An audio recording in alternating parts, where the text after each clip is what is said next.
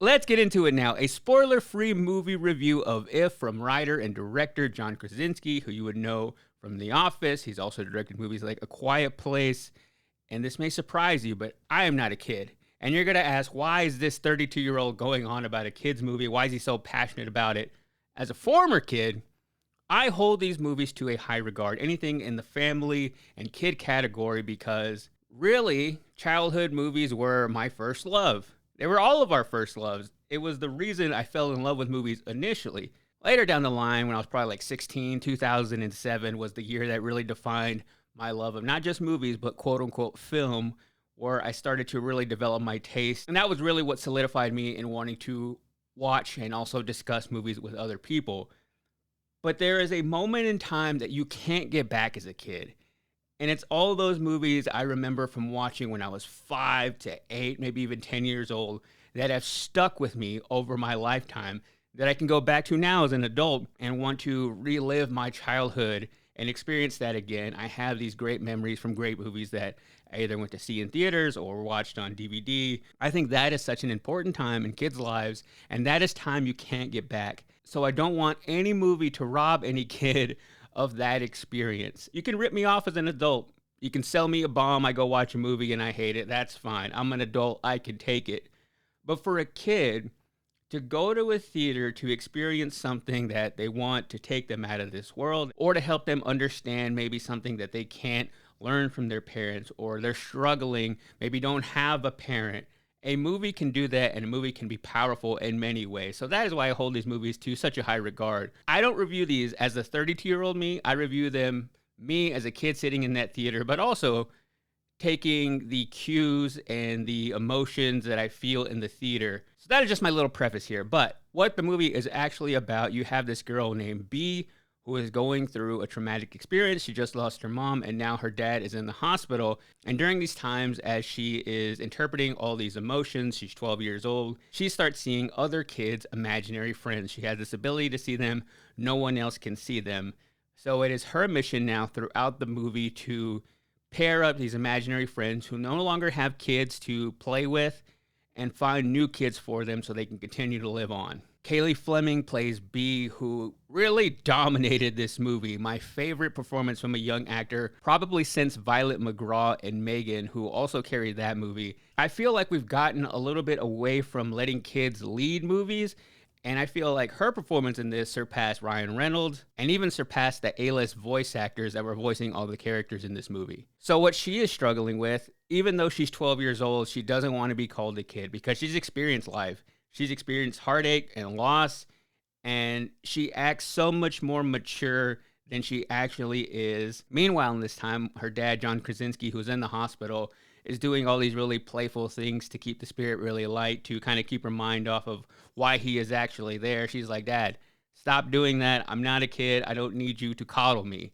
For her to have that kind of emotion really reminded me of me as a kid, because as far back as when I was in elementary school, I remember my teacher telling my mom that, hey, this kid acts way more mature than he actually is. He doesn't really like all the more childish things. And I had a real hard time just being a kid because I was always more mature. I had a brother and a sister who were 7, 9 years older than me. So I think it was me always trying to be cool in their eyes that I didn't allow myself to be a kid, probably past like 8 or 9 years old. I always wanted to be like them. So even at 8 or 9, I was probably acting more like a late teenager. So that part of the movie really resonated with me because there are kids who have to grow up faster because of the things they experience in life. And I really haven't seen that represented in a movie yet. So I think kids now being able to identify with a character like that is really important. The other thing I identified with, which is more of what the movie focuses on, is having an imaginary friend, because B is connecting with all these imaginary friends. They all have different personalities. And I think seeing this as an adult reminded me of my imaginary friend. I created him because I was really lonely. I grew up in a trailer park, and it was really hard for me to make friends. I had 2 really solid friends in the trailer park that I made on my own. I also had a cousin who was like a built-in best friend. And in the trailer park I lived in, everybody would eventually just move away, and you would never see them again. Again, this was late 90s, early 2000s, where internet wasn't as prevalent as it is now. Once somebody left the trailer park, they were gone. My first best friend moved away, And the ultimate move away from a trailer park is you get a house. That was the ultimate goal. To go from living in a trailer park to having a brick house was the dream. So Zach was the first one to do that. My other friend Eric moved away, my cousin moved away, and it was just me by myself. It was hard for me to make new friends when more kids would move into the trailer park. I always felt like they were younger than me. So it was hard for me to find kids my age. And I was also just really awkward and more mature. So I created an imaginary friend. I don't really remember a whole lot of details about him, probably because it was created at a trauma or something. But I remember the last time playing with my imaginary best friend. It was raining. We were sitting on some steps, and I think he just evaporated. And that was me saying goodbye to my childhood, I guess. So I think watching this movie as an adult will transport you back into your childhood, especially if you had an imaginary friend. The big problem I had with If is it felt really unoriginal, and it also took a really long time to get going. It was probably 45 minutes until anything really big happened. And that is hard to do in a kids movie. I felt the audience getting a little bit restless because you need those big fun moments that kids are going to get invested in. And I think that was overall what this movie struggled with. It very much felt more like an adult telling the story to kids and thinking, oh, this is probably what kids like, instead of what I like in kids and family movies. You forget that an adult is even involved in the process. It feels more like it's a kid at the helm calling all the shots, and it feels like a kid movie being told from the perspective of a kid. I think that is when a movie like this truly shines. It reminds me of watching Nickelodeon as a kid, and that channel very much felt like there was no adult influence. It felt like cartoons being made for kids by kids, and all the adults were lame.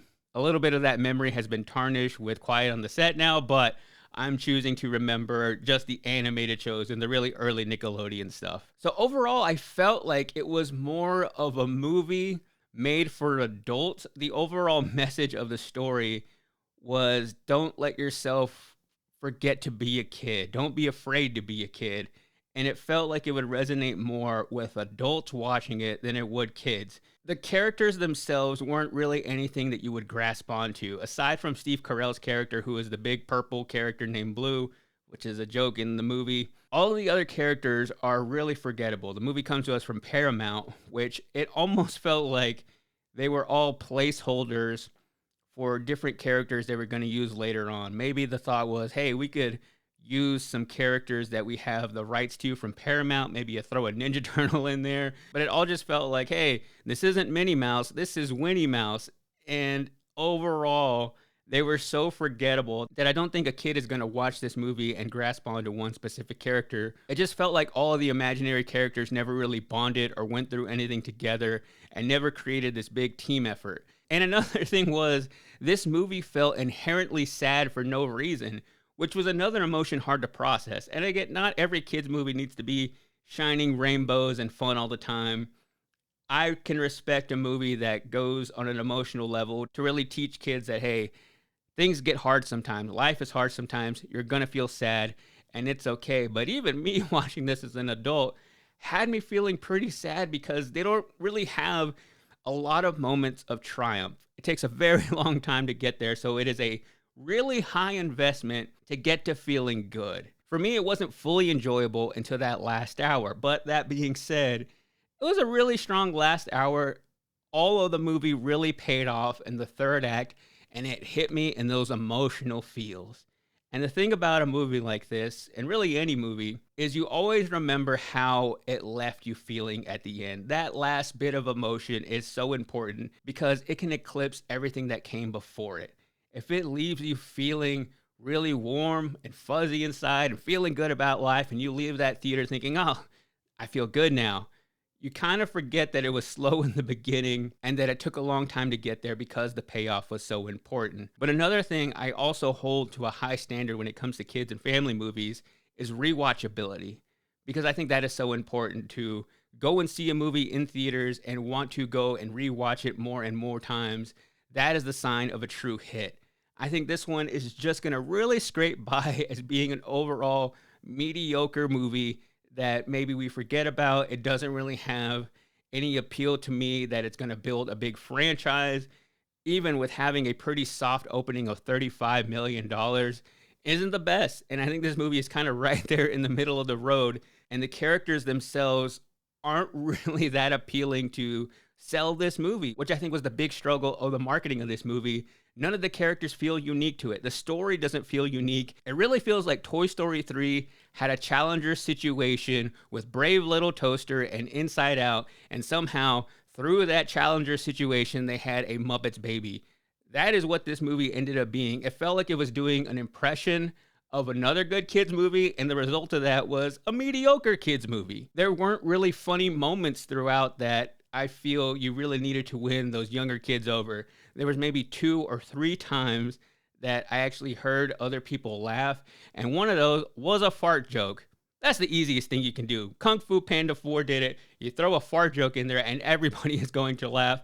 That's a really cheap laugh, especially coming from John Krasinski, who was also accused of ripping off A Quiet Place from a novel called The Silence. Even though A Quiet Place came out first in theaters, The Silence came out on Netflix, and everybody thought The Silence ripped off A Quiet Place, but that was based on a novel that came out before it.